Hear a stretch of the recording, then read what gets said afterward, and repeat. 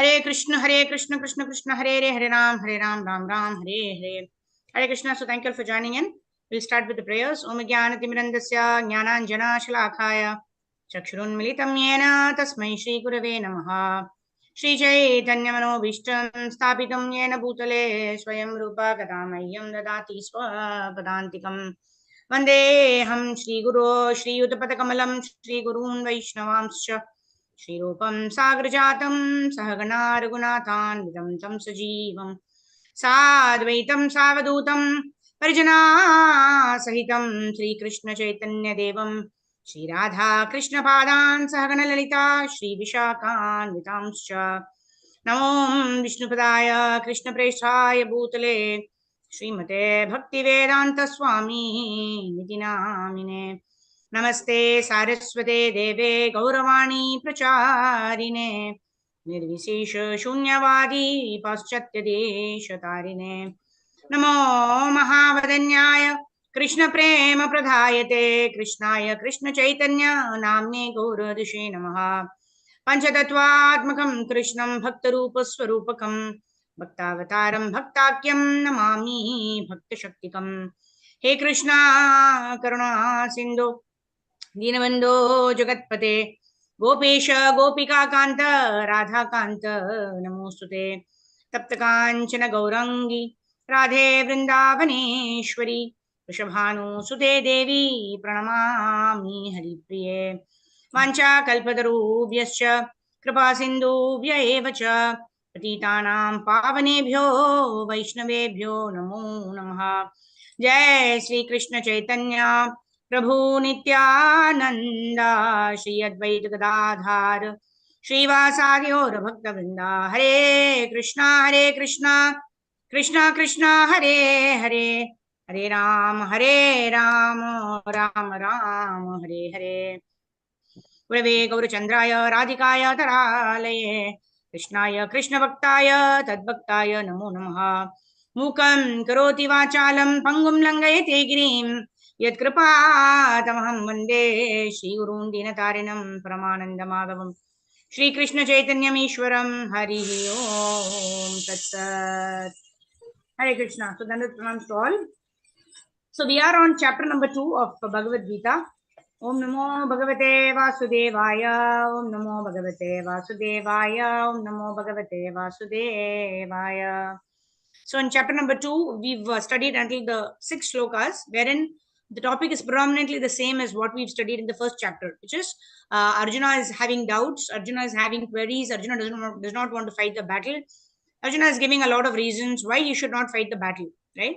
So he talks about incurring sinful reactions. He's talking about not being able to enjoy without his relatives, not wanting to fight his own gurus, etc., etc. Right? All of these are moral principles. Prabhupada explains these are qualities of a devotee, but then not at the cost of practicing one's swadharma or sanatana dharma. Right? So in that note, we ended at verse number 6. So let's quickly go on to verse number 7. Let me share my screen. Devotees who want to read may raise your hands, and then let's start. अर्पण्यदोषोपहता स्वभावः पृच्छामि त्वां धर्मसम्मूढचेताः यच्छ्रेयस्यान्निश्चितं ब्रूहि तन्मे शिष्यस्तेऽहं साधु मां त्वां प्रपन्नम्. Hare Krishna. Okay, Rajneesh Sharma Prabhu, would you like to read? I can see your hand up. Hare Krishna. Are you able to unmute yourself? Yes. Yes, Prabhu, go ahead. Translation. Now I am confused about my duty and have lost all composure because of miserly weakness. In this condition, I am asking you to tell me for certain what is best for me. Now I am your disciple and a soul surrendered unto you. Please instruct me. Purpose.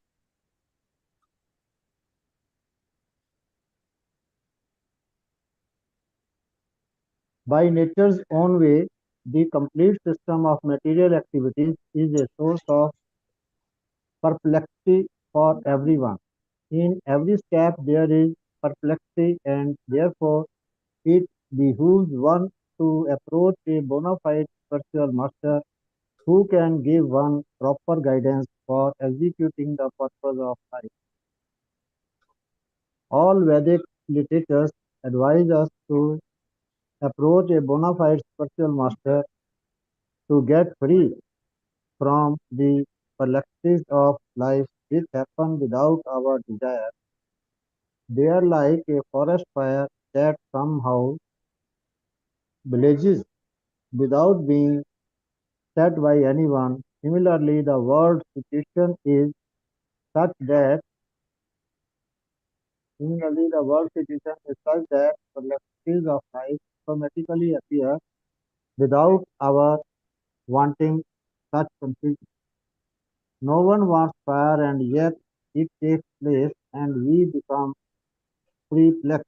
The Vedic wisdom therefore advises that in order to solve the perplexities of life and to understand the science of the solution, one must approach a spiritual master who is in the disciplic succession.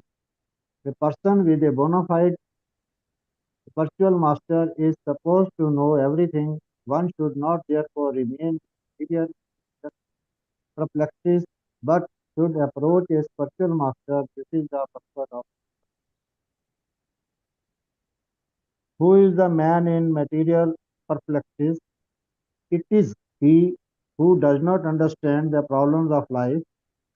In the Brahad, in the Brahad Aranyak Upanishad 3.8.10, the perplexed man is described as follows: Yo va itat akshrein gargi Aviditva avidi loka avitvasmal loka kripaha. prati cha trampa. He is miserly man who does not solve the problems of life as a human and who thus quits the world like the cats and dogs without understanding the science of self-realization. This human form of life is this human form of life is most valuable asset for living entity who can utilize it for solving the problems of life. Therefore, one who does not utilize this opportunity properly is a miser. On the other hand, there is a Brahman or he who is intelligent enough to utilize this body to solve all the problems of life. Ya etad akram akram gargi vidit vidit vasnal lokat prati Right. sa brahman brahman. Okay. Hare Krishna. Thank you, Prabhu. Hare So Krishna. let's quickly, this is a long purport. We'll just try to discuss this aspect where Prabhupada is giving the example or giving the difference between a Kripana and a Brahmana. Who's a Kripana? Kripana means it is described as a miser, right? Even in our material parlance, we know that somebody is very rich, right? But is not utilizing the riches for anything, not for sense enjoyment, nor for spiritual purposes. We're just keeping inside the Godrej, for example, right? He's just kept it in the Godrej and then his end of life comes, he dies. So is there any use of the wealth that he's acquired? No. He is neither enjoyed nor has he spent for anything purposeful. So he is said to be a miser, right? Who's not utilized his wealth for anything. Similarly, we got this treasure, which is this human form of life. If we don't utilize this human form of life to do what it is meant for, that means Jivera Swarupe Krishna Nityadas, Atato Brahma Jignasa. Right? In this human form alone, we can inquire about what is the absolute truth. Who is that person? Is he a person? Is he a light? Why am I put into these kind of troublesome situations? All of these questions we need to ask. Otherwise, we are kripanaha. We are kripana because we are not utilizing the human form of life for the purpose it is meant. Right? Similarly, Prabhupada also talks about how a forest fire happens on its own. Right? Sometimes we have problems which should just manifest from somewhere. Right? We don't know, but definitely it is our karma only. It is our karma only that is actually getting us into various situations. But sometimes we wonder, right? Everything is going on well till some time, and then suddenly something crops up, and then we are just thrown off on a jerk. right? So why is this happening, right? Just Prabhupada gives example of forest fire, right? Two stones, they just rub with each other and then the fire takes place. And the forest fire is not something that can be extinguished with any amount of buckets of water. There has to be rain that has to fall down for the forest fire to get extinguished. Similarly, the problems that we have in our life are also because the sense gratification is so much. The fire of sense gratification is burning in our heart like forest fire, that no amount of one thing is no amount of sense gratification can extinguish it, right? We saw the example of ghee put into fire. Even otherwise, right? If it is a forest fire, it cannot be. If it is a small fire, what do? We put one bucket of water and it get doused off, right? But if the fire is so big, so vast, then only rain can actually extinguish that fire. Similarly, our fire of sense gratification is so much that we need the mercy of the spiritual master, which flows down like rain, right? The spiritual master explained to us the Vedic Shastras, how do we need to lead our life. And they also, more importantly, they're called Acharya because they teach by example, right? So for something like when we read this, we think that, okay, Arjuna was part of, Dwapara Yuga, Krishna was there personally in front of him. How can I practice? It's not possible. That is why our acharyas, right? Vishwanath Chakravarti Thakur, our Bhakti Siddhanta Saraswati Thakur, our Srila Prabhupada, all of them, right? And Prabhupada is like very, very close, 1977, right? Prabhupada left this earthly planet in 1977. So they've all proved by their life how this kind of understanding of the Bhagavad Gita, the application of the Bhagavad Gita, to live life like a Brahmana. Who is a Brahmana? A Brahmana is one who helps himself to solve the problems of life.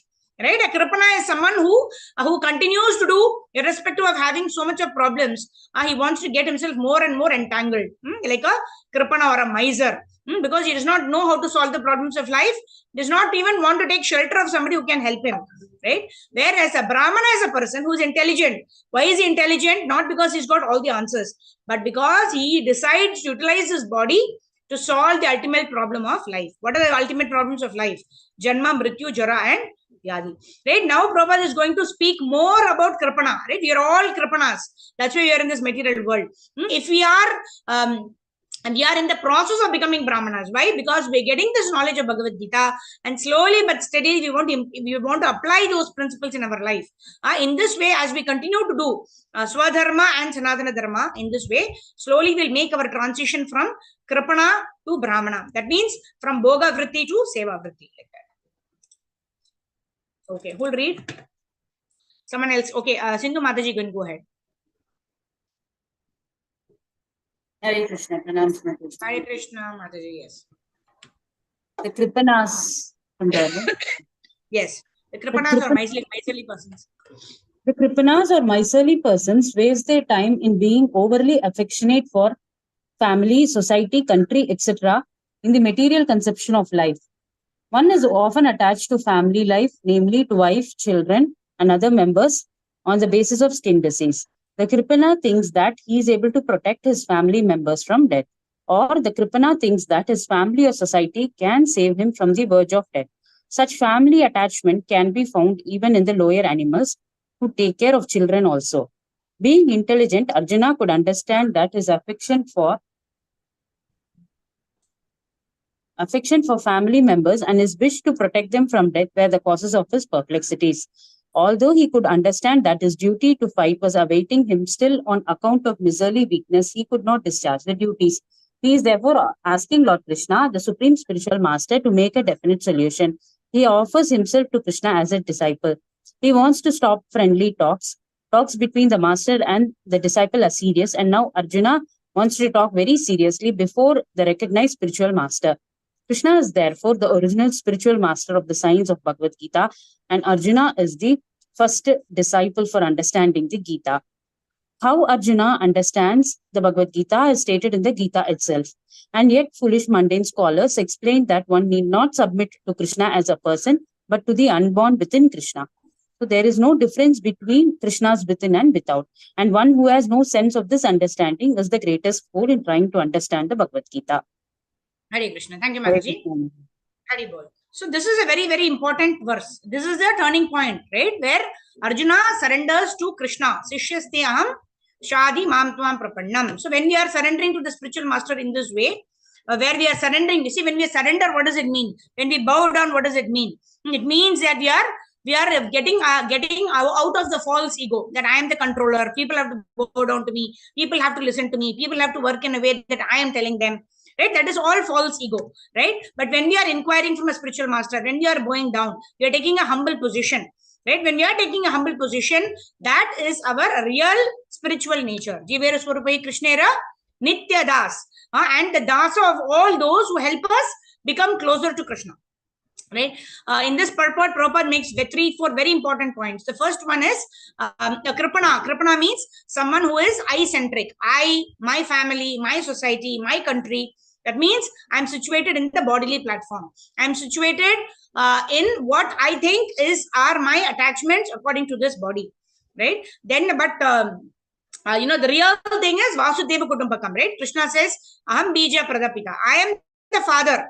Actually, all of us are, Prabhupada mentions in his lecture, all of us are originally Krishna conscious living entities. But due to our contamination with the material nature, because we are in the material nature for so long, from time immemorial, we've been going from one species to another. And in each species, we identify ourselves with the body that we've acquired, and we think all those who are connected to that body are mine, and I have to work for their welfare. I have to work for my welfare. I am affectionate towards all of the people, right? But affection is not, having affection to our family members is not wrong. It is natural, right? Even Krishna has natural affection for his family members.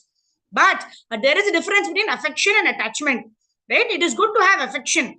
When we have affection for somebody, we want to help that person grow, evolve, right? When we are attached to a particular person, what are we thinking? We are thinking of not leaving that person anywhere. We want to keep that person with us, so that the person gives, helps us in our sense gratification, because we have pleasure in actually being with somebody. We don't want to let that person leave. We want to get attached to that person, right? We don't want to get attached, because even our own body, which is the greatest source of our attachment, even that body we have to leave, right? What to speak of other people, what to speak of our children, what to speak of our relatives, etc., what to speak of our family members, right? So unnecessarily getting attached to these bodily relationships actually makes us a kripana, right? But when we understand the principle of Bhagavad Gita, Prabhupada also says that we need to be affectionate towards people. When we are affectionate towards people, we help them grow. We teach them this process of Krishna consciousness, where they also understand, I am not this body, I am the spirit soul. When we want to understand that and give that knowledge to others, then we are slowly moving from the platform of Kripana to a Brahmana, right? And then very importantly, second point is Prabhupada is saying Arjuna wants to stop all the friendly talks. Sishyaste aham shadi mam tvam prapanam. Now the conversation is getting serious, right? Wherein a person is surrendering to a spiritual master, and what that spiritual master is going to tell is the entire Bhagavad Gita. And Prabhupada also says how Arjuna understands the Bhagavad Gita is also given in Bhagavad Gita. How does Arjuna understand? One, he poses questions as many times as he's confused, right? He's not having the false ego that, okay, ek baar bata diya, mujhe samajh mein nahi aa raha hai, right? What will people think about me? Right? What will people think about me? Why am I asking the same thing again and again? No, there is no question of false ego when it comes to a spiritual master, right? Even if we know everything, Prabhupada said, it is always good to become a fool in front of the spiritual master. Even if we know, right? We should not be showing ourselves that I know that in front of our spiritual master. It is always good to humbly inquire, because even if we know something, we know only a certain portion of it. We know only a little bit of it by the mercy of Guru, right? To understand more, that see, in Tamil there is a saying, Kattrathu kaimannalavu kalladhathu ulagalavu, right? What we know is just a speck, and what we are yet to learn is a mountain, right? And secondly, whatever knowledge we have is there in the head. But the knowledge has to become wisdom, and it has to be practically applied. We need the mercy and the blessings of the spiritual master, right? Krishna is not going to be pleased by how much knowledge we have in our head, right? Krishna has unlimited knowledge, unlimited strength, unlimited fame, etc. Krishna is Bhava Grahi, right? Krishna is seeing how much we are open to learning and how much we are open to applying the principles of Bhagavad Gita in our life under the guidance of a bona fide spiritual master, right? So to understand Bhagavad Gita according to our own mental speculation, simply by reading the shloka and the translation, is another mental speculation. Without the guidance of a bona fide spiritual master, without surrendering to a bona fide spiritual master, it is not possible to understand Bhagavad Gita. In spite of reading the Bhagavad Gita, these words are that of the Supreme Personality of Godhead. Right? Krishna himself says, right? I actually cover myself by the yoga, by my yoga maya, that the person is not able to see me or understand me as I am, right? Only what is that? Kaunteya pratijanihi nami bhaktya pranashyati, right? And one more verse where he says, only by bhakti I am to be known, right? I cannot be understood by any other process, right? Bhaktya mam abhijanati yavan yaschasmi tatvatah, right? I can be known in truth only by a person who is engaging in devotional service. So this is a very important verse, 2.7. We should try to memorize this verse, because this is the point of surrender of Arjuna. And then going forward, now Arjuna is going to hear instructions from Lord Shri Krishna. Text number 8. Nahi prapashyami mama panudyat yachokam uchoshanam indriyanam avapya bhuma vasapatna vriddham rajyam suranam apichadipatyam. So Arjuna is again saying, right, I can find no means. Okay, now Kishori Mataji, go ahead. I can find no means to drive away this grief. Hare Krishna, Mataji. Hare Krishna. Yes, Mataji.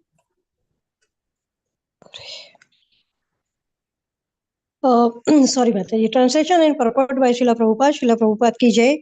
I can find no means to drive away this grief which is drying up my senses. I will not be able to dispel it, even if I win prosperous, unraveled the kingdom on earth, which sovereignty like the demigods in heaven. Purport by Srila Prabhupada. Srila Prabhupada ki jai.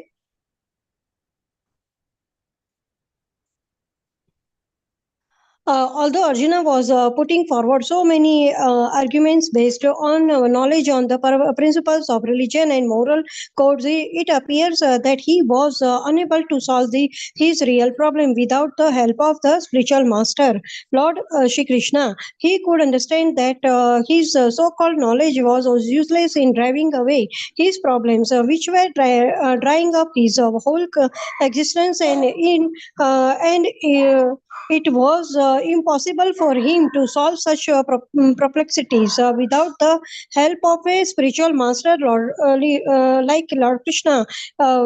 Academic knowledge, scholarship, high position, etc., are all useless in solving the problems of life. Help can be given only by a spiritual master. Only by a spiritual master like Krishna. Therefore, the conclusion is that a spiritual master who is 100% Krishna conscious is the bona fide spiritual master, for he can solve the problems of life. Lord Chaitanya said that one who is master in the science of Krishna consciousness, regardless of his social problems, is the real spiritual master. Kiba Pipra Kiba Nyasi Sudrakene Naya. Mataji, can you please scroll up? Yai Krishna Tattva Vaita Shai Guru Haya. It does not matter whether a person is a Vipra, learned scholar in Vedic wisdom, or is born in a lower family, or is in the renounced order of life. If he is a master in the science of Krishna, he is the perfect and bona fide spiritual master. Chaitanya Charitamrita Madhya Leela 8.128. So, without being a master in the science of Krishna consciousness, no one is bona fide spiritual master. It is also said in the Vedic literature. Sarma Rupano Vipra Mantra Tantra Visada I Vaishnavo Guru Ranasyada Vaishnava Hasva Pacha Guru. A scholarly Brahmana, expert in all subjects of Vedic knowledge, is unfit to become a spiritual master without being a Vaishnava or expert in the science of Krishna consciousness. But a person born in a family of lower caste can become a spiritual master if he is a Vaishnava or Krishna conscious. Padma Puran. Okay, Mataji, thank you. Hare Krishna. Padma Puran. Okay, Mataji, Hare Krishna. Thank you. Hare Krishna, thank you. All right. So here, Prabhupada, as I quote this verse, very, very important verse. Sat karma nipuno vipro. Nipuno means expert. Sat karma, that means somebody is an expert in performing all of the rituals, right? Mantra tatra visharada. He is an expert in all the mantra and tantra. That means he can chant mantras very nicely. He can perform various mystical activities, right? By magic, etc. very nicely. But Vaishnavo Gurur Nasyad. Even though such a person is born in a Brahminical family, such person cannot become a Guru. However, Vaishnavo Gurur Nasyad, Vaishnavaha Swapacho Guru. Somebody who's born in a family of dog eaters, Swapacho. Right? Even if a person is born in the family of a dog eater or lower caste, such a person can become a Guru if he is understanding the principle of Krishna consciousness, right? That's why Krishna also says Janma Karma, it is, Chaturvida Vajante Mam Jana, no, what is that? Chaturvarne Maya Shrishtam Guna Karma Vibhagashaha, right? So Krishna tells in Bhagavad Gita that Guna Karma and Vibhagashaha, that is only on the basis of qualities and on the basis of work. That's how a person's varna is to be determined, right? A person who is born in a Brahminical family but does not have the Brahminical qualities, like Ashwathama, who was born in the family of the Brahmanas, once a son of the greatest Dronacharya, who performed the duty even to his opponent or his enemy son, he taught, because he was following his dharma very strictly. To such a person, to such a Brahmana, Ashwathama was born. He did not have any Brahminical principles. He went and killed the 5 sons of Draupadi when they were sleeping. Of course, he taught them to be Pandavas. But in any case, to destroy or to kill those who are sleeping is not fit for a Brahmana. Is not even fit for a Kshatriya. Right? Even Duryodhana told Ashwathama that this is the worst thing that can be done, right? To kill people when they are sleeping, right? So in this way, that's why Ashwathama is called Brahma Bandhu. Although born in a Brahminical family, he did not display any qualities of a Brahmana. However, Vaishnava is still higher, right? Vaishnava is one who has dedicated his life for the service of Lord Vishnu. So such a person, even if he is born in a family of a lower caste, he can become a spiritual master, right? That's one thing. Second thing, what Chaitanya Mahaprabhu himself says is Kiba Vipra. Vipra means Brahmana. Kiba Vipra, Kiba Nyasi, Shudra Kenenaya. Even if a person is born in the lowest family of Shudras, or somebody is born in a learned family like that of a Brahmanas, it does not matter where one is born. But Ye Krishna Tattva Veta. Anyone who knows the science of Krishna, say Guru Haya. Such a person can become a Guru. That is given by Chaitanya Mahaprabhu himself. However, academic knowledge, scholarship, position, etc. does not qualify one to talk about the principles of spiritual subject matters. Why? Because such a person is utilizing all of his abilities for personal sense gratification. Whatever benefit that person gets is going to help his body advance, right? If you go to some school and we go to some college, we acquire education, we become a doctor, we become a chartered accountant, we become an engineer. We find ways and means of earning money and living happily in this material world. But such is not a qualification for somebody to preach Krishna consciousness or to preach at the level of the soul, right? So for that, what do we mean preaching at the level of the soul? Somebody who preaches how one can get over this entanglement of birth, death, disease, and old age. Janma, Mrityu, Jara, Vyadhi, Dukkha, Doshana, Darshana. These are the real problems. So someone who can help with these real problems, those people are who come into bona fide disciplic succession. Right? Not by mental speculation, but those who come in disciplic succession and who are acharyas, who follow what they preach. Those people are real spiritual masters. Those people whose shelter we need to take. Okay. Let's move forward. Anyone else wants to read? Okay. Rohini Mataji, go ahead. The problems of material existence. The problems of material existence, birth, old age, disease, and death cannot be counteracted by accumulation of wealth and economic development. In many parts of the world, there are states which are replete with all facilities of life, which are full of wealth and economically developed. Yet the problems of material existence are still present. They are seeking peace in different ways, but they can achieve real happiness only if they consult Krishna or the Bhagavad Gita or Srimad Bhagavatam, which constitute the science of Krishna, through the bona fide representative of Krishna, the man in Krishna consciousness. If economic development and material comforts could drive away one's lamentations for family, social, national, or international inabilities, then Arjuna would not have said that even an unrivaled kingdom on earth or supremacy like that of the demigods in the heavenly planets would be unable to drive away his lamentations. He sought, therefore, refuge in Krishna consciousness, and that is the right path for peace and harmony. Economic development or supremacy over the world can be finished at any moment by the cataclysms of material nature. Even elevation into a higher planetary situation, as men are now seeking on the moon planet, can also be finished at one stroke. The Bhagavad Gita confirms this. Kshine punye martyalokam vishanti. When the results of pious activities are finished, one falls down again from the peak of happiness to the lowest status of life. Many politicians of the world have fallen down in that way. Such downfalls only constitute more causes for lamentation. Therefore, if we want to curb lamentation for good, then we have to take shelter of Krishna, as Arjuna is seeking to do. So Arjuna asked Krishna to solve his problem definitely, and that is the way of Krishna consciousness. Hari Bol, Hare Krishna. Hare Krishna. Thank you, Mataji. Yes. So finally, the problem of birth, death, disease, and old age. The Adhyatmic, the Adidevic, and the Adibhautik kleshas. Right? The kleshas or the sufferings that are caused by other living entities, our own body and mind, as well as the sufferings caused by divine powers, of which we have no control, right? Such kind of kleshas can be removed only by knowledge of the soul, that I am the soul. So these things should not affect me actually, right? And even if that, they say that pain is inevitable, but suffering is optional, right? Pain is there for the body, but when suffering becomes optional, when we understand that I am not this body. So whatever is happening to my body right now is a reaction of whatever karmas I've performed in the past, and this too shall pass. But how am I responding to the situation? If I'm doing my dharma, if I'm doing my sadhana, irrespective of whatever position I am in currently, then definitely I am placing myself, or I'm choosing a better destination for myself in the future. That is what it is. Okay, let's move on. Text number 9. Sudha Mataji, go ahead. Sanjay Uvacha Eva Muktva Rishikesham Dakesha Parantapah Nayotse iti Govindam Uksvatushtim Babuvaha.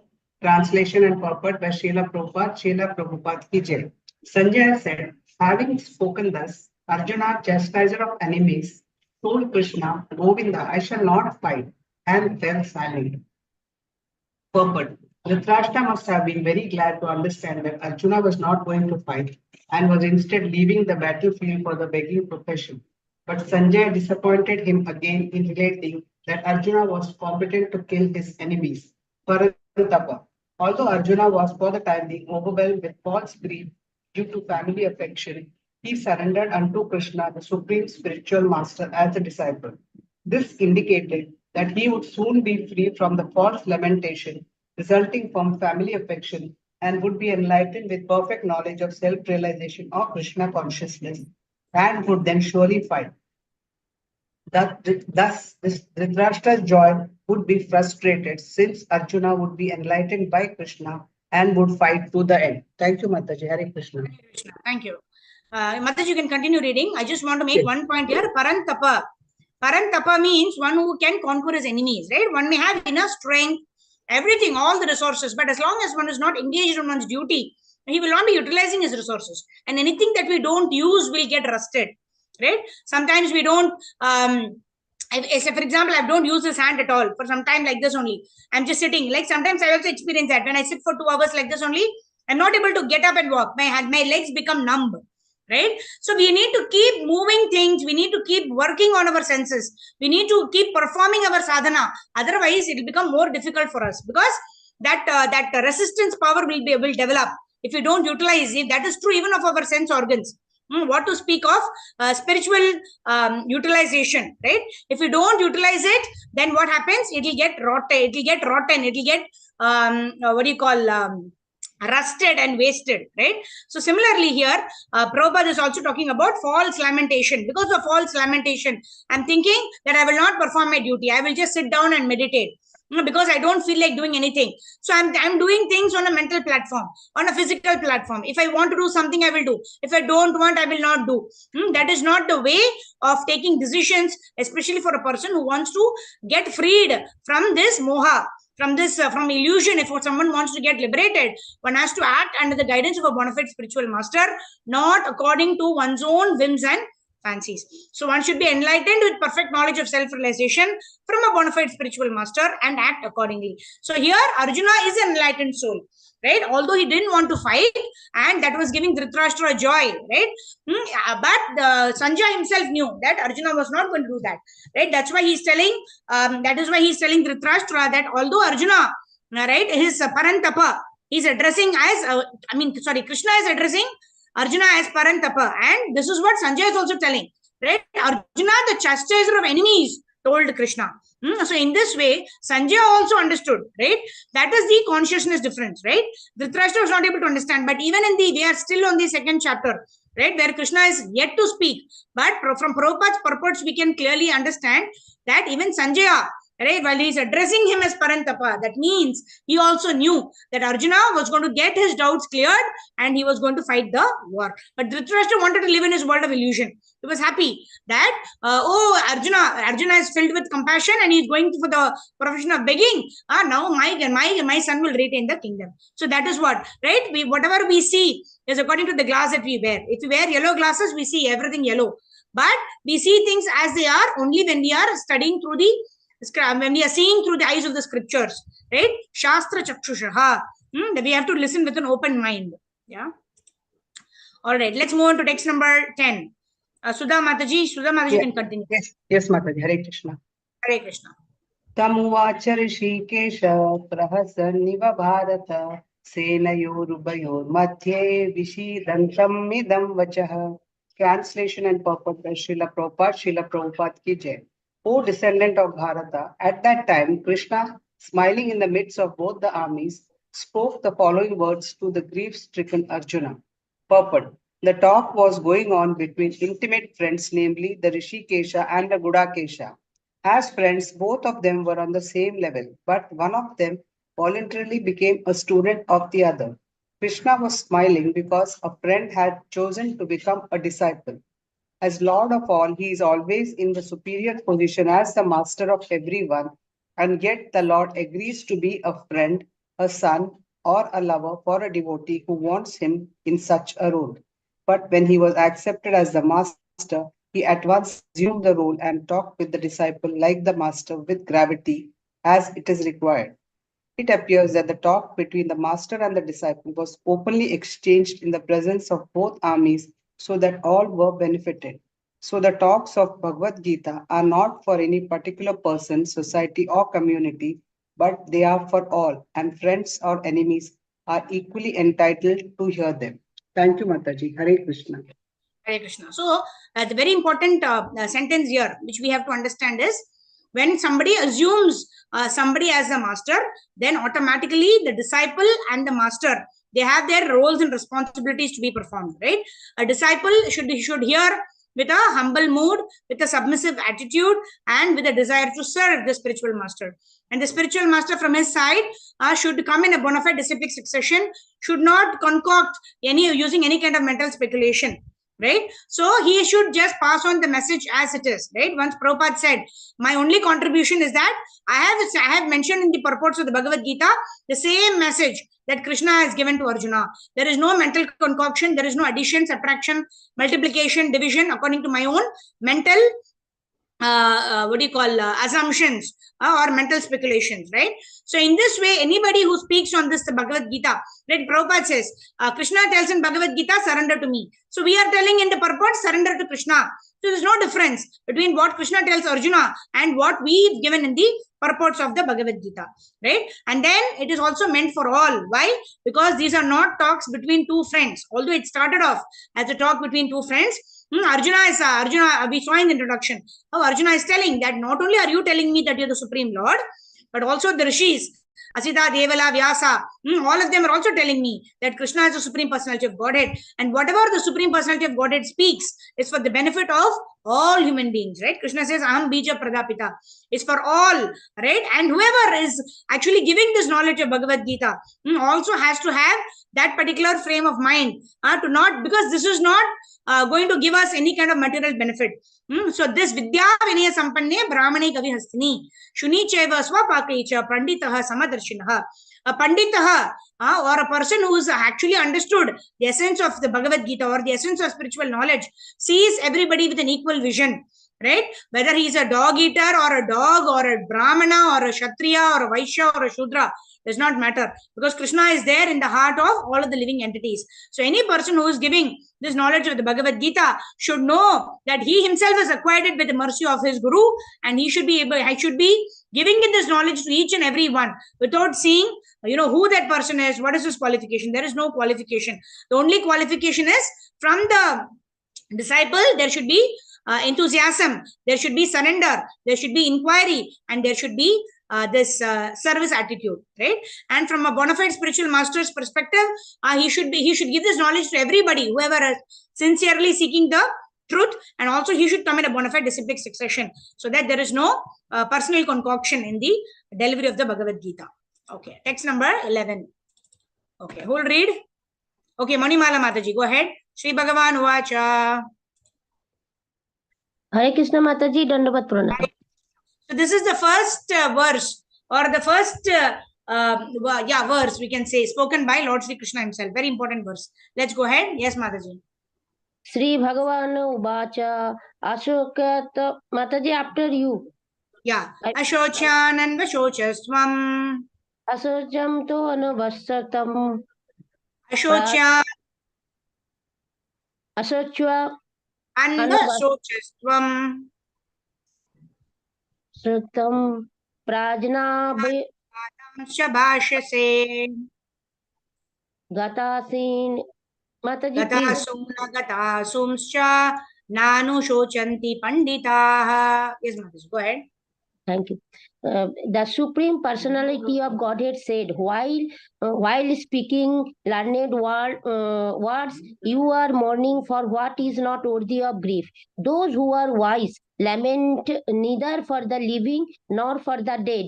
The Lord at once took the position of the teacher and chastised the student, calling him indirectly a fool. The Lord said, you are talking like a learned man, but you do not know that one who is learned, one who knows what is body and what is soul, does not lament for any stage of the body, neither in the living nor in the dead condition. As explained later in chapter, it will be clear that knowledge means to know matter and spirit and the controller of both.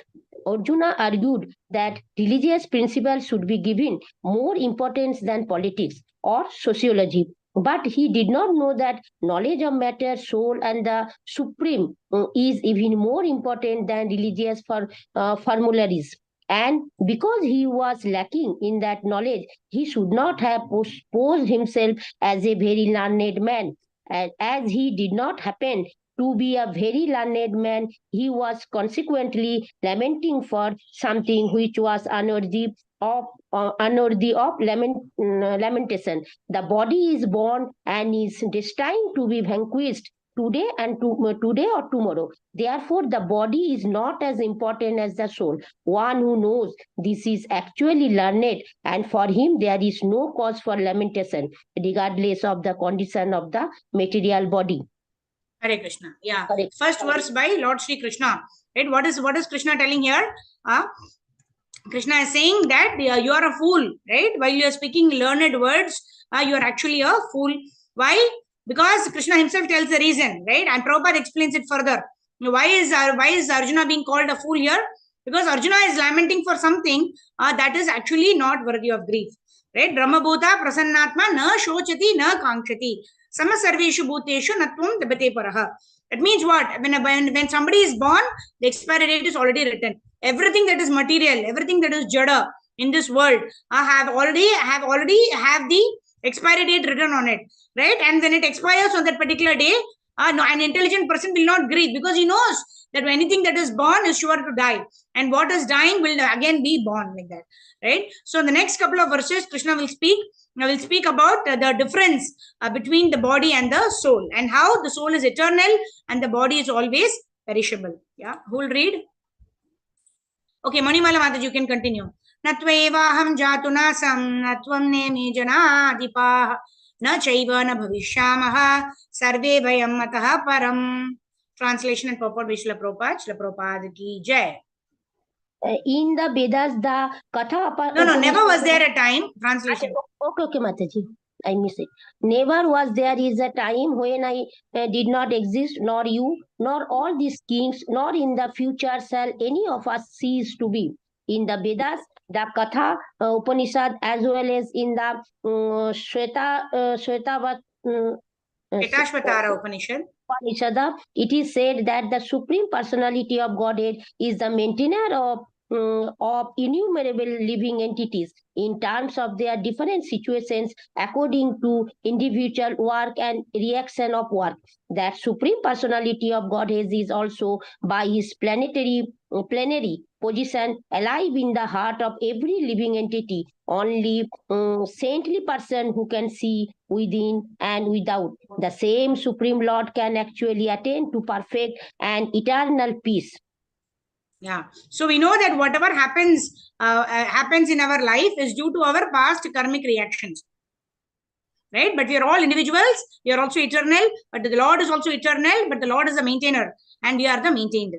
Nityo nityanam chetanas chetananam eko bahunam yo vidadati kaman tam atmastham yenu pashyanti dhiras tesham shanti shashvati netaresham.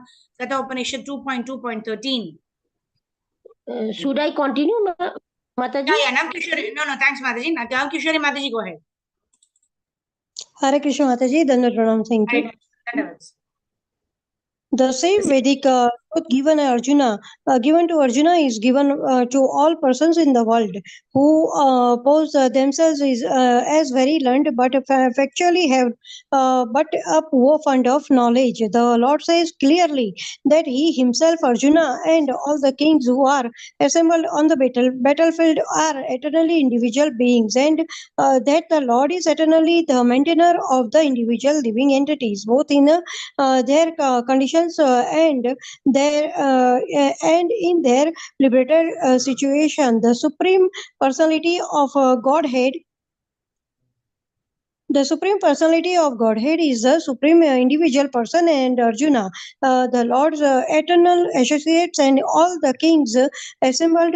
There are individual eternal persons. It is not that they did not exist in an individual in the past, and it is not that they will not remain eternal persons. Their individuality existed in the past, and their individuality will continue in the future without interruptions. Therefore, there is no cause for lamentation for anyone. The Mayavadi theory that after liberation for individual soul separated by the covering of Maya or illusion will merge into the impersonal Brahman and loss its individual existence is not supported herein by Lord Krishna, the Supreme Authority, nor is a theory that only individuality in the conditioned state supported herein. Krishna clearly say herein that in the future also the individuality of the Lord and others, as it is confirmed in the Upanishads, will continue eternally. These statements of Krishna's authoritative because Krishna cannot be subject to illusion. It is individuality were not a fact, then Krishna would not have stressed it so much even for the future. The Mayavadi may argue that the individuality spoken by Krishna is not is not spiritual but material, even accepting Even accepting. sorry Mataji, even accepting Oh. argument. Even accepting the arguments that the individuality is material, then how can one distinguish Krishna's individuality? Krishna affirms his individuality is in the past and confirms his individuality in the future also. He has confirmed his individuality in many ways, and impartial Brahmans has been declared to be subordinate to him. Krishna has maintained spiritual individuality all along. If he accepted as an ordinary conditioned soul in individual consciousness, then his Bhagavad Gita has no value as authoritative scripture. A common man with all four defects of human frailty is unable to teach that which is worth hearing. The Gita is about such literature. No mundane book compare with Bhagavad Gita. When one accepts Krishna as an ordinary man, the Gita loses all importance. The Mayavadi argues that the plurality mentioned in this verse is conventional, and that is it refers to the body. But previous to this verse, such a bodily conception is already condemned. Condemned after condemning the bodily conception of the living entities. How was it possible for Krishna to place a convention proposition on the body again? Therefore, individuality is maintained on spiritual ground and is thus confirmed by great acharyas like Sri Ramanuja and others. It is clearly mentioned in many places in the Bhagavad Gita that the spiritual individuality is understood by those who are devotee of the Lord, those who are envious of Krishna as the Supreme Personality of Godhead. They have no bona fide access to the great literature. The non-devotees' approach to the teaching of the Gita is something like that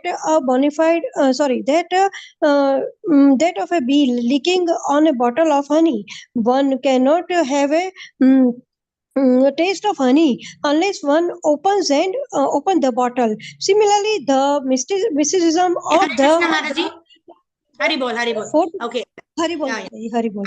Sorry. Thank you, Mataji. Let's No. just there are a lot of things. So what I would suggest is let's discuss this aspect first. So in this Prabhupada is making very, very wonderful points. So let's just quickly recapitulate the 3-4 paragraphs that you've read. We already discussed before Nityo Nityanam, right? Before that, he only mentioned about how the Jivera Swarupi Krishna and Nitya Das. That means the Supreme Personality of Godhead is the ultimate maintainer of all the living entities. The living entities are also eternal. The Supreme Lord is also eternal. But one person is the maintainer and one person is being maintained. That means we are Jivas. We are maintained by the Supreme Personality of Godhead. That's the first point. Secondly, the importance of Bhagavad Gita, the position of Bhagavad Gita is explained by Lord Shri Krishna. Is explained by Prabhupada here in this purport. Right? We are all subject to 4 defects. Right? What are the 4 defects? Anyone can tell me? Anyone remembers? Okay. So let me. Okay, Sindhu Mataji. Yeah. What are the 4 defects? Mataji, cheating propensity, tendency to commit mistakes, imperfect senses. Yeah. And illusion. And illusion. Yeah. So lie comes automatically in the cheating propensity, right? So we lie because we want to cover, we want to cheat somebody. That's why we lie. So it is illusion, imperfect senses, the tendency to commit mistakes, and the cheating propensity. These are the 4 defects of human beings. That is why the Lord is said to be a Paurusheya. Right? We are all Purushas. We are all living entities. But the Lord is a Paurusheya. That means he's transcendental to the 4 defects of human frailties, right? That is why Bhagavad Gita is assumed is giving a lot of importance. Otherwise, if you and I write a book, right, maybe there'll be some 5 or 10 people, our relatives, our friends, our well-wishers would read that book. But this universal appeal of Bhagavad Gita is because it is given by the Supreme Personality of Godhead himself, right? Who is above the 3 modes of material nature, who's a Paurusheya, who's transcendental, right? That's the second one. Third thing is, why Prabhupada is explaining why Krishna is again talking about individuality here, right? He's already said that I'm not this body, right? I'm a spirit soul, right? But we should understand that for Krishna there is no distinction between body and soul, right? For Krishna, Krishna is the supreme personality of Godhead. There is no distinction. But we have taken up different bodies because there is a difference between our body, and because we are taking up material bodies because of karma, because of our past reactions, we've taken up a particular body, right? None of us chose that I will become Medhavini Sakhi Devidasi, I will be born in Kandivali, I will, so and so will be my parents. No, right? It is all according to us, according to our past desires and karmas, right? Certain things we cannot change, we're already put in that situation. But for the Lord, it's not like that, right? Janma karma cha me divyam evam yoveti tatvatha. The Lord decides when I want to come, for what purposes I want to come. So in this way, the Lord incarnates, right? So that is the difference between the individual soul who is also eternal and the Lord who is also eternal. But the Lord is completely Swaraj. The Lord decides how things are to be happening, whereas the jivas are put into certain conditions which you simply have to accept like that. And then finally, Prabhupada also talks about this understanding of the Bhagavad Gita, right? It's not that Prabhupada gives a very beautiful example of a honey bottle which is covered with a lid. Similarly, the Lord covers himself with the Yogamaya potency. It is only when a bona fide spiritual master, right, opens up the bottle, then only we can taste the honey. Otherwise, we can keep licking. Licking means we will keep on reading the Bhagavad Gita, but we will never understand the purport of Bhagavad Gita. Krishna tells, right, Vedescha sarvair ahameva vedyo. You're supposed to understand me at the end of the study of the Bhagavad Gita. So, in order to understand the Bhagavad Gita, we need to have a submissive attitude, and one needs to become a devotee. Only then one can understand, right? So let's now read the last part of the purport, wherein Prabhupada is going to express to us, we are all individuals, the Lord is also an individual, and the individual soul retains his individuality even after one perfects his life, right? It is not that we'll merge into the Brahman, or that individuality is there only because we have a material body in this world, right? Why Mayavadis and all, they say that Krishna does not have a body? Because we associate ourselves, because all of our miseries are because of the body, right? There is bodily pain, there is headache, there is this, there is that. So we associate that anything, if there is a body, then there is pain, right? And how can the Lord be subject to pain? The Lord is transcendental. Then we should understand the Lord does not have a material body. The Lord has a body which is Sat, Chit and Ananda, which is also equal to us. But we are infinitesimal Sat, Chit and Ananda. That is why we are sometimes coming under the influence of the material nature. Whereas the Lord is the Lord of the material nature. He is the completely Sat, Chit and Ananda. So he cannot have a material body. He cannot be subject to the influence of Maya. He cannot be subject to his own energy. But we can be subject to the energies of the Lord, because we are infinitesimal part and parcels of the Lord. Yeah. Okay. So quickly, let's complete this purport and then we will end today's session. Somebody wanted to read. Okay, Rohini Mataji, go ahead. Okay, Leela Nandini Mataji, go ahead. Yeah, Hare Krishna Mataji, Dandat Pranam. Similarly, or something like that, of a similarly, similarly, the mysticism of the Bhagavad Gita can be understood only by devotee, and no one else can taste it, as it is stated in the 4th chapter of the book. Nor can the Bhagavad Gita be touched by a person who envy the very existence of the Lord. Therefore, the Mayavadi explanation of the Gita is a most misleading presentation of the whole truth. Lord Chaitanya has forbidden us to read commentations made by the Mayavadis and warns us that one who takes to such an understanding of the Mayavadi philosophy loses all power to understand the real mystery of the Gita. If individuality refers to the empirical universe, then there is no need of teaching by the Lord. The plurality of the individual soul and the Lord is an eternal fact, and it is confirmed by the Vedas as above mentioned. Dehinosmi neda dehe kaumaram yavanam jara tada dehantara pragde dhirasthana muhyadi. Okay. Okay, go ahead. Let's finish this translation and purport. All right. Yeah, Mataji. As the translation and purport by A.C. Bhaktivedanta Swami Prabhupada ki jai. As the embodied soul continuously passes in this body from boyhood to youth to old age, the soul similarly passes into another body at death. A sober person is not bewildered by such a change. But since every living entity is an individual soul, each is changing his body every moment, manifesting sometimes as a child, sometimes as a youth, and sometimes as an old man. Yet the same spirit soul is there and does not undergo any change. The individual soul finally changes the body at death and transmigrates to another body, and since it is sure to have another body in the next birth, either material or spiritual, there was no cause for lamentation by Arjuna on account of death, neither for Bhishma, nor for Drona, nor for whom he was so much concerned.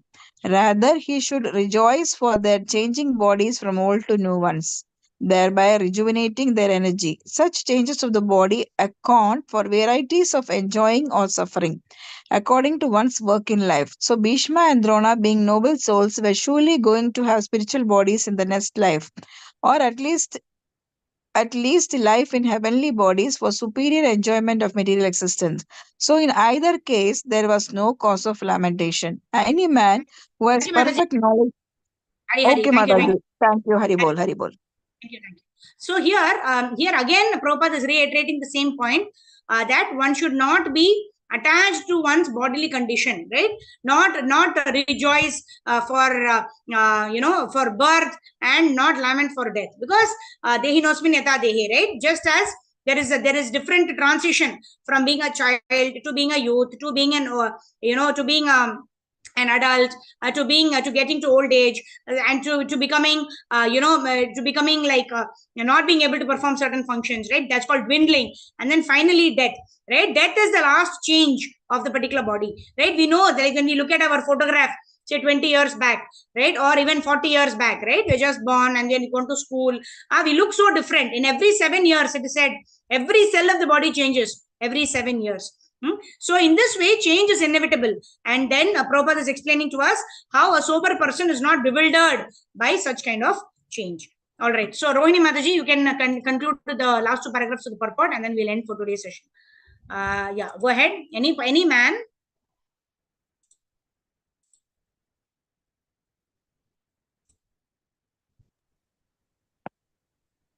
Any man who has perfect knowledge of the constitution of the individual soul, the super soul, and nature, both material and spiritual, is called a dhira, or a most sober man. Such a man is never deluded by the change of bodies. The Mayavadi theory of oneness of the spirit soul cannot be entertained, on the ground that the spirit soul cannot be cut into pieces as a fragmental portion. Such cutting into different individual souls would make the supreme cleavable and changeable, against the principle of the super souls being unchangeable. As confirmed in the Gita, the fragmental portions of the Supreme exist eternally, sanatana, and are called kshara, that is, they have a tendency to fall down into material nature. These fragmental portions are eternally so, and even after liberation, the individual soul remains the same fragmental. But once liberated, he lives an eternal life in bliss and knowledge with the personality of Godhead. The theory of reflection can be applied to the super soul, who is present in each and every individual body and is known as the Paramatma. He is different from the individual living entity. When the sky is reflected in water, the reflections represent both the sun and the moon and the stars also. The stars can be compared to the living entities and the sun or the moon to the Supreme Lord. The individual fragmental spirit soul is represented by Arjuna, and the Supreme Soul is the personality of Godhead, Shri Krishna. They are not. Shall I continue? Yes, go ahead, ma'am. They are not on the same level as it will be apparent in the beginning of the 4th chapter. If Arjuna is on the same level with Krishna and Krishna is not superior to Arjuna, then their relationship of instructor and instructed becomes meaningless. If both of them are deluded by the illusory energy Maya, then there is no need of one being the instructor and the other the instructed. Such instruction would be useless because in the clutches of Maya, no one can be an authoritative instructor. Under the circumstance, it is admitted that Lord Krishna is the Supreme Lord, supreme in position to the living entity Arjuna, who is a forgetful soul deluded by Maya. Hare Krishna. Hare Krishna, Mataji. Thank you so much. So under the circumstances, it is admitted that Krishna is a supreme lord, superior in position to the living entity Arjuna, who is a forgetful soul deluded by Maya. So we understand that even Arjuna was put into that forgetful condition because the Supreme Personality of Godhead wanted some instructions to be given to all of us, conditioned souls, through the medium of Arjuna, right? So even as a devotee, right, even once we practice Krishna consciousness also, it is always our dependence is there on the Supreme Personality of Godhead. At no point in time can we say that I am a pure devotee, now I will act whimsically or independently, right? So at all times you have to be in the association of devotees so that we understand Lord's plan. And our dovetailing ourselves for the satisfaction of Lord Sri Krishna is the perfection of our spiritual life, right? And it continues forever. Even when we go to the spiritual world, we are going to work for the satisfaction of the Supreme Personality of Godhead for His pleasure. So there's this eternal relationship of master and servant is going to continue eternally. Only that the servant is rendering service to the Lord in the mood of, ahaitukya and apratihata, because there is no sense of enjoyment, because there is no false ego. There is only this real ego that I am the servant of the Lord and my duty is to serve the Lord. So that is the way in which we need to take all the conditions of this material world. Whatever happens, it happens for a reason and it's happened by the sanction of the Supreme Lord. So I'm not going to crib and complain about it. Rather, I will accept it as the mercy of the Lord and then continue with my dharma. And that is why it is said that any person who acts like that with gratitude, even in the conditions of suffering, such a person is entitled to get liberated. Such a person is entitled to go back home, back to Godhead. Because liberation here does not mean just free from sense gratification. It's not the mukti of dharma, artha, kama, moksha. It's not moksha or mukti. The mukti here actually means mukti. What is that? Mukti is actually means serving the Lord in our constitutional position. Mukti hitvanyata rupam swarupena vyavasthitihi. Being situated in our swarupa, in our constitutional position as a servant of the Lord, when we serve the Lord, that is only real mukti. Okay? Hare Krishna. Grantaraj Srimad Bhagavad Gita ki jai. We'll do 2-3 minutes of Harinam Sankirtan and then we'll see who are all there today. All right. Many people have joined. Okay. I started a little late. Okay. Thank you so much. Hare Krishna. Namah Vishnu Padaya Krishna Prestaya Bhutale Srimate Bhakti Vedanta Swami Niti Namine Namaste Saraswate Deve Gauravani Pracharine Nirvisesha Shunyavadi Paschatyaadhishatarine Jaya Shri Krishna Chaitanya Prabhu Nityananda Shri Advaita Gadadhara Srivasadi Gaura Bhakta Vrinda Hare Krishna Krishna Krishna Hare Hare Hare Rama Rama Rama Hare Hare Hare Krishna Krishna Krishna Hare Hare Hare Rama Rama Rama Hare Hare Hare Krishna Krishna Krishna Hare Hare Hare Rama Rama Rama Hare Hare Jaya Gauranitai Jaya Gauranitai Gauranitai Jaya Gauranitai Jaya Radha Madhav Radha Madhav Jai Shri Radha Madhav Jaya Jai Prabhupada Gurudev Nitai Gaur Hari Bol Hari Bol Hari Bol Shri Ram Sankirtan ki jai Jagat Guru Srila Prabhupada Srila Gurudev ki jai Anant Koti Vaishnava Vrind ki jai Nitai Gaura Premanande Hari Bol Hare Krishna. So Dandavat pranams to all. Everyone can unmute themselves now. So let's see who all are there. And then I also have to make one announcement at the end of the session. Okay, so we have Rohini Mataji, Rajneesh Prabhu, Sarva Gopeshri Mataji, Monimala Mataji. Oh, Nilanjini Mataji could join today. All right. I hope you are feeling better now. Sindhu Mataji and Mala Mataji. Hare Krishna. Thank you all for joining in. So I was just wanting to mention that today is Jayapataka Swami Guru Maharaj is coming to Mumbai. So we may not have our session tomorrow and day after tomorrow for sure. That is Wednesday, Thursday we'll not have. I'm not sure about the program. If we cannot have it on Friday also, then we'll start from Monday. So today what I will do is I share the summary study of chapter 1 of Bhagavad Gita and also verse 1 and preface of Nectar of Instruction. So I request devotees to do a quick recap for the next 3-4 days, and then we'll start our session from Monday. But if it is possible, we will have our session on Friday. But Wednesday and Thursday, I think we will not be having. Today also, it actually happened as a bonus that we are having the session, because it was planned that we will not be having the session. So, but somehow, by grace of Guru and Gauranga, we could have the session. And thank you all for joining in and joining in for the sessions. So, yeah, if anyone wants to share any realizations or have any query, you may raise your hands. I can see on the chat box, Rohini Mataji is asking. Yes, Mataji, you have something? Yes, the same thing. The difference between attachment and affection, I couldn't get it. If you please could explain. Yeah. So, attachment means it is at a bodily platform. Right? We have affection for devotees. We have affection for our spiritual master. We have affection for the conditioned souls. That's why we're going out and preaching. Right? Jive doya. Right? That why affection is because we know that it is in relation with the Supreme Lord. Right? Everybody is the son and daughter of the spiritual of the Supreme Personality of Godhead. So it is our duty to render service to them while keeping Lord in the center. Right? Attachment is I'm attached to a particular person because I like that person on material grounds. I like a person because a person is rich. I like a person because that person is my daughter. I like that person because that person is helping me in some way where I can fulfill my bodily demands. That is why in Kali Yuga it is said love at first sight and what is that? Marriage at first. What is that? I'm somehow Divorce at first fight. Divorce at first fight. Marriage and divorce. So I was also thinking love. Yeah.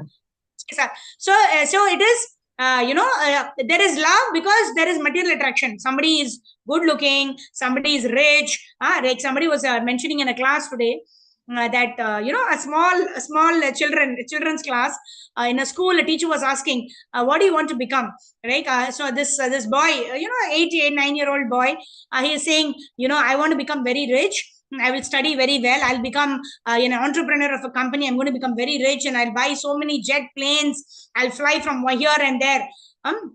And then the teacher asks another girl, right? Whom do you want to become? Said, I want to become the wife of this boy. Then I will get automatically, I will be enjoying all the facilities of the boy. Right? 8-year-old, 9-year-old, in classes, it's all happening. Right? Why? Because we're always seeking how I can, what is in it for me? Right? If somebody is of use to me, then I'm attached to that person. I don't want to let go that person anywhere else. Right? That's why you have all this possessiveness, they're not allowing that person to groom and grow, but wanting, attachment, just keeping that person with us because that person is helping us, not in a spiritual way, but helping us, tide over our, say, problems or helping us or, with our regular chores, etc. So that is attachment at a bodily level. Whereas affection is a very all-encompassing term where we are compassionate towards people who are not yet in Krishna consciousness, where we are affectionate towards senior devotees in submission, where we follow their instructions. But all of affection is keeping Lord Krishna in the center. Like you were also asking, I want my daughter to attend some youth classes. Why? Because you're affectionate towards her. You want her progress. So that is affection. And that affection should exist between devotees, right? That is why I always mention this. I'm not sure if I mentioned in this class. One disciple of Prabhupada went and told Prabhupada, my wife died just now, but I'm not feeling sad at all. Right? I'm eligible to take sannyas. Prabhupada, give me sannyas. And then Prabhupada said, to such a person who's your wife, who's sacrificed her entire life in serving you, if you don't have any emotions for her, how will you have emotions for people in general? Right? If you take sannyas means you need to have compassion for everybody, not just your own, my family, my country, my community, but seeing everybody keeping Lord Krishna in the center, as Krishna is the father, and all of us, are trying to develop or reawaken our love for the Lord. So in that way, that is affection, and that affection is very, very important. That is why in the purport also, Prabhupada is continuously appreciating Arjuna, because he's having this feeling for his guru, his relatives, etc. But you should be very careful. That is a distinction. Attachment is I forgo my duty, right? For example, if somebody whom I'm very attached to, that person leaves the body, right? Of course, we will have emotions, we will cry, we will feel separation, etc. Even for one spiritual master also, when the spiritual master leaves the world, one has to cry. Prabhupada says, one should cry when one spiritual master leaves the world. But that means affection is there. But that does not mean that if somebody leaves the world, I will stop all my spiritual practices. God has been very unkind to me, right? Why is God giving me suffering? I will not practice. Such kind of people, even devotees, amongst devotees also, generally when we are very sentimental, when we are attached to certain people, it makes us lose our Krishna consciousness also. So that is attachment. Whereas affection is to keep Krishna in the center, accept all things which are favorable for us, and then helping each other develop love for Krishna and develop love for devotees. That is affection. Okay, Mataji? All right. Hare Krishna. Jagat Guru Srila Prabhupada ki jai. Shri Gurudev ki jai.